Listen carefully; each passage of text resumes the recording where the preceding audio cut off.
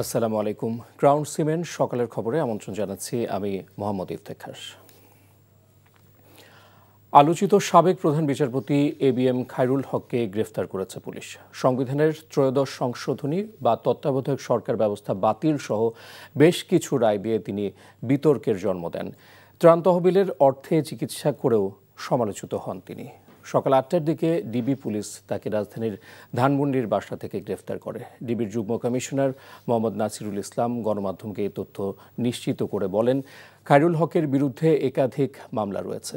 গত ১৮ আগস্ট শেখ হাসিনা সরকার পতনের পর ঢাকা আইনজীবী সমিতির সদস্য ইমরুল হাসান বাদী হয়ে তার বিরুদ্ধে মামলা করেন। এছাড়াও তার বিরুদ্ধে আরও মামলা ছিল। এসব মামলার পরিপ্রেক্ষিতেই তাকে গ্রেফতার করা হয়। খায়রুল হক ছিলেন দেশের ১৯তম প্রধান বিচারপতি। জীবনের সাথেই তো মৃত্যুর পথ চলা, তবুও কখনো কখনো মৃত্যু থেকে বেঁচে যাওয়া হয়ে ওঠে অতি কাকতালীয়। এই যেমন মাইলস্টোন স্কুলের ৩য় শ্রেণীর স্কাই শাখার শিক্ষার্থী আফ্রিদা খান আনিসা।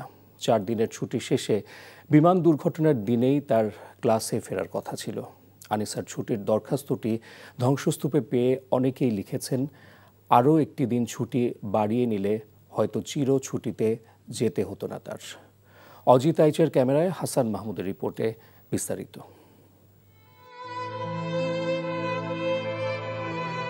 ধ্বংসস্তূপে ছড়িয়ে ছিটিয়ে থাকা ছোট্ট সোনামণিদের বই, খাতা, টিফিন আর ব্যাগের ফাঁক গলে ছোট্ট নিষ্পাপ হাতে লেখা ছুটির আবেদন ঝাপসা উকি মারে পুড়ে যাবার ধকল উতরে।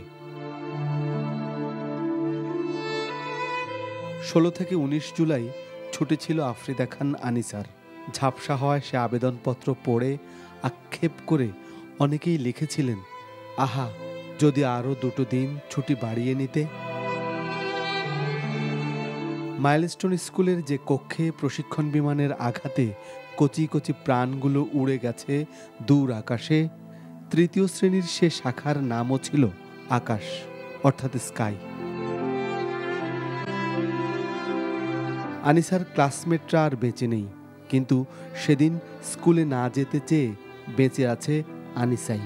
তবে তার মনে এখন কেবলই ভয় তাড়া করে। আমি লিভ অ্যাপ্লিকেশন দিয়েছিলাম, এর পরের দিন আমার ইচ্ছা করছিল না যেতে। ওই পোড়া বা ধ্বংসস্তূপের মধ্যে থেকে কেউ একজন পেয়েছে এটা। তো আমি দেখলাম যে অনেক ধরনের রিউমার হচ্ছে স্কুলে যাওয়ার জন্য পাগল। তো যথারীতি ওই দিনও একদম রেডি হওয়ার পর ও নিজে থেকে বলতেছে ওর আম্মুকে যে আজকে আমার শরীরটা ভালো লাগছে না, মন টানতেছে না যাওয়ার জন্য। তো কী বলবো ভাই, আল্লাহর কাছে আসলে শুকরিয়া আদায় করে শেষ করা যাবে না যে আল্লাহ এমন একটা রহমত নাজিল করেছেন আমাদের উপরে। কিন্তু খারাপ লাগে ওর সাথে, এখন ও মানে একদম টোটালি একটা ট্রমার মধ্যে আছে। ওর সাথে তো কেউ নাই, ও কার সাথে, ইভেন ওর যতদূর শুনেছি ওর ম্যাডামও বেঁচে নেই। স্কুলের পাশের সবুজ ঘাসে বসেই গল্প করছিল ছোট্ট সোনামণিরা। তাদের গল্পে যোগ দিয়ে জানলাম, গল্পগুলো পুড়ে যাচ্ছে, উড়ে যাচ্ছে প্রাণ সুতোর ওপারে। একটা বিমান আসছে, এসে ভিতরে একদম ঢুকে গেছে, অনেক ছাত্র মারা গেছে, পুড়ে গেছে। আমি যেদিন এটা ঘটনা ঘটছে সেদিন আমি রাতে ঘুমাতে পারি না। আমার অনেক ভয় লাগছিল আর মন খারাপ হয়েছিল। এত প্রাণ, তবুও কি নিরাপদ হবে এই জনাকীর্ণ নগর? Hasan Mahmud, NTV news, Dhaka. মাইলস্টোনে বিমান বিধ্বস্তের ঘটনায় দগ্ধদের খবর জানতে যাচ্ছি জাতীয় বার্ন ইনস্টিটিউটে।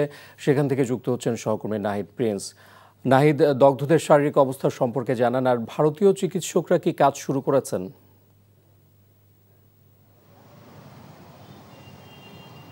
ভারতীয় চিকিৎসকরা কাজ শুরু করেছে, আর যারা দগ্ধ রয়েছে তাদের ৮ জন ক্রিটিক্যাল মোমেন্টে আছেন।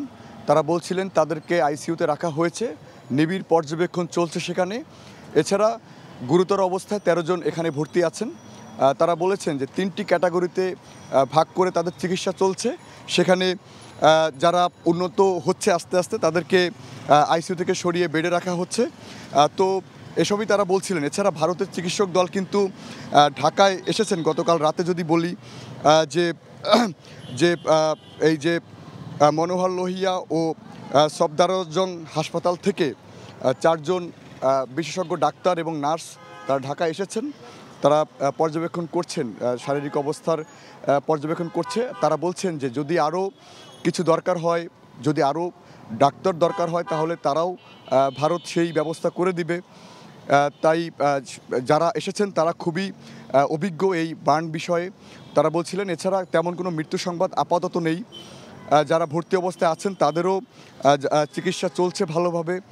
সকল হাসপাতালে যারা ভর্তি আছেন তারা মূলত আস্তে আস্তে অনেকটাই উন্নতির দিকে যাচ্ছে। আর যে 6টি লাশ শনাক্ত হয়নি তাদের ডিএনএ টেস্টের নমুনা স্যাম্পল কার্যক্রম ইতিমধ্যে শুরু হয়েছে। তো এই ছিল আমার কাছে রাজধানীর বার্ন ইনস্টিটিউট থেকে সর্বশেষ। ইফতেখার। দর্শক, জানছিলাম দগ্ধদের চিকিৎসার খবর। যাচ্ছি পরের সংবাদে। গভীর রাতে হাসপাতালে গিয়ে স্বাস্থ্য পরীক্ষা শেষে বাসায় ফিরেছেন বিএনপি চেয়ারপারসন বেগম খালেদা জিয়া। দলটির মিডিয়া সেলের পক্ষ থেকে জানানো হয়, গতরাত 1:15টার পর গুলশানের বাসভবন ফিরোজা থেকে এভার কেয়ার হাসপাতালে যান বেগম খালেদা জিয়া। নিয়মিত স্বাস্থ্য পরীক্ষার অংশ হিসেবে তাকে হাসপাতালে নেওয়া হয়। পরীক্ষা নিরীক্ষা শেষে রাত 2:52 তিনি গুলশানের বাসায় পৌঁছান। চলতি বছরের 8 জানুয়ারি উন্নত চিকিৎসার জন্য খালেদা জিয়াকে লন্ডনে নিয়ে যাওয়া হয়। দীর্ঘ 4 মাস পর গত 6 মে যুক্তরাজ্যের লন্ডন থেকে চিকিৎসা শেষে তিনি দেশে ফেরেন। দেশে ফেরার পর দ্বিতীয় দফায় হাসপাতালে নেওয়া হলো তাকে। সবশেষ গত 19 জুন খালেদা জিয়া স্বাস্থ্য পরীক্ষার জন্য এভার কেয়ার হাসপাতালে গিয়েছিলেন। তখন থেকে তিনি এভার কেয়ার হাসপাতালের মেডিকেল বোর্ডের তত্ত্বাবধানে রয়েছেন। নাইক্ষ্যংছড়ির ঘুমধুম সীমান্ত দিয়ে বিজিবির তত্ত্বাবধানে মিয়ানমারে ফেরত গেল 71 জন তঞ্চঙ্গা ক্ষুদ্র নৃগোষ্ঠী। এদের মধ্যে নারী, পুরুষ এবং শিশু রয়েছে।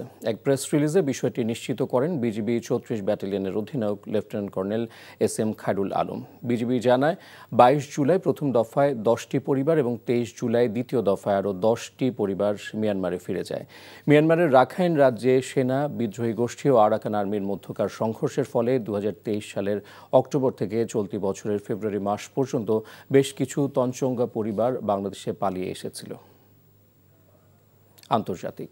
সম্প্রতি অবৈধ অভিবাসীর ধোঁয়া তুলে অনেক বাঙালি মুসলিমকে দেশ থেকে বের করে দিয়েছে ভারত। এই কাজে যথাযথ প্রক্রিয়া অবলম্বন করেনি নয়াদিল্লি। বুধবার মানবাধিকার সংস্থা হিউম্যান রাইটস ওয়াচ এ তথ্য জানিয়েছে। সংস্থাটি জানায়, বহিষ্কারের শিকার হওয়াদের মধ্যে এমন অনেক ভারতীয় নাগরিক রয়েছেন যারা বাংলাদেশ সীমান্তবর্তী ভারতের বিভিন্ন প্রদেশের বাসিন্দা। বিস্তারিত জানাচ্ছেন ফারুক হোসেন।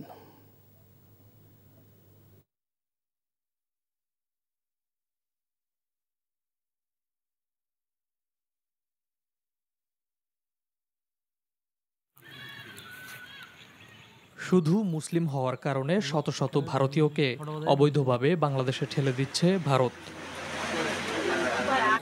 বিজিবি জানায়, গত 7 মে থেকে 15 জুনের মধ্যে 1,500-এর বেশি মুসলিমকে বাংলাদেশে ঠেলে দিয়েছে ভারত, যাদের মধ্যে নারী, শিশু এবং রোহিঙ্গারাও রয়েছেন। বিজেপি শাসিত রাজ্য আসাম, উত্তরপ্রদেশ, মহারাষ্ট্র, উড়িষ্যা ও রাজস্থান প্রশাসন মুসলিমদের ধরে সীমান্তরক্ষীদের হাতে তুলে দেয়। এরপর তাদেরকে বিভিন্ন সীমান্ত দিয়ে বাংলাদেশে পাঠিয়ে দেওয়া হয়। কিছু ক্ষেত্রে ভারতীয় সীমান্তরক্ষী বাহিনীর মারধর ও হুমকির শিকার হয়েছেন তারা। হিউম্যান রাইটস ওয়াচ বলছে, 2015 সাল থেকেই ভারতের হিন্দু জাতীয়তাবাদী বিজেপি সরকার বাঙালি মুসলিমদের বাংলাদেশে বিতাড়িত করার অভিযান জোরদার করেছে। গত এপ্রিলে ভারত শাসিত কাশ্মীরে সশস্ত্র হামলার পর মুসলিমদের উপর খড়গহস্ত হয় ভারত। মুসলিমদের হয়রানি করতে শুরু করে পুলিশ। কেড়ে নেওয়া হয় মোবাইল ডকুমেন্ট। ফলে পরিবারের সাথে যোগাযোগ বিচ্ছিন্ন হয়ে পড়েন তারা। মানবাধিকার সংস্থাটি এমন 18 জনের সাথে কথা বলেছে, যাদের মধ্যে রয়েছেন ভুক্তভোগী ও তাদের পরিবারের সদস্যরা। এ বিষয়ে ভারতের স্বরাষ্ট্র মন্ত্রণালয়ের সাথে যোগাযোগ করে কোনো উত্তর পায়নি সংস্থাটি। ভারতীয় মুসলিমদের অনুপ্রবেশকারী আখ্যা দিয়ে প্রায়ই মন্দ হিসাবে তুলে ধরেন বিজেপি নেতারা। মুসলিমদের বিতাড়নে যথাযথ প্রক্রিয়া অবলম্বন না করায় মৌলিক মানবাধিকার লঙ্ঘিত হয়েছে বলে জানায় হিউম্যান রাইটস ওয়াচ। তারা বলছে, ভারত সরকারের উচিত যারা বহিষ্কারের শিকার হচ্ছেন তাদের জন্য মৌলিক সুরক্ষা নিশ্চিত করা। ভারতীয় নিরাপত্তা কর্মী এবং সীমান্তরক্ষীদেরও অতিরিক্ত বল প্রয়োগ থেকে বিরত থাকা উচিত বলে মনে করে সংস্থাটি। Faruk Hossain, NTV international desk. খেলার খবর ক্রিকেট। প্রথমবার পাকিস্তানকে টি-20-তে হোয়াইট ওয়াশ করার সুযোগ বাংলাদেশের সামনে। সন্ধ্যা 6টায় তৃতীয় ও শেষ টি-20-তে লড়বে দুই দল। তার আগে সুখবর পেলেন মুস্তাফিজুর রহমান। আইসিসির প্রকাশিত সাপ্তাহিক র্যাঙ্কিংয়ে 17 ধাপে গিয়েছেন তিনি। এতে শীর্ষ 10-এ জায়গা পেয়েছেন বাংলাদেশি পেসার। ভারতীয় পেসার অর্শদীপ সিং এর সঙ্গে যৌথভাবে 9 নম্বরে আছেন কাটার মাস্টার। দ্বিতীয় টি-20-তে 6 বলে 13 রানের সমীকরণে বোলিংয়ে এসে প্রথম বলে 4 হজম করেন মুস্তাফিজ। তবে ফিরতি বলেই আহমেদ দানিয়েলকে আউট করে বাংলাদেশকে সিরিজ জয়ের মুহূর্ত এনে দেন বাঁহাতি পেসার। দ্বিতীয় টি-20-তে একটি উইকেট পেলেও রানের চাকায় ঠিকই লাগাম টানেন তিনি। প্রথম ম্যাচে বাংলাদেশের হয়ে বোলিং কোটা পূর্ণ করে সবচেয়ে কম 6 রান দেওয়ার রেকর্ড করেন।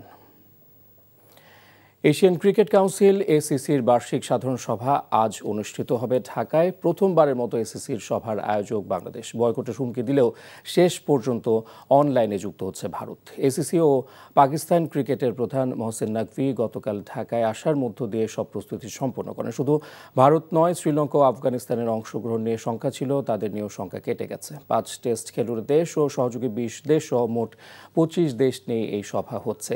সভায় প্রধান এজেন্ডা সেপ্টেম্বরে শুরু হতে যাওয়া এশিয়া কাপ। কিন্তু পাকিস্তান আয়োজক দেশ ভারতে সফর করবে না, ফলে এই টুর্নামেন্ট হতে পারে আরব আমিরাতে। সকালের খবর এটুকুই। 12টায় মধ্যাহ্নের খবর দেখার আমন্ত্রণ রইল। ধন্যবাদ সবাইকে।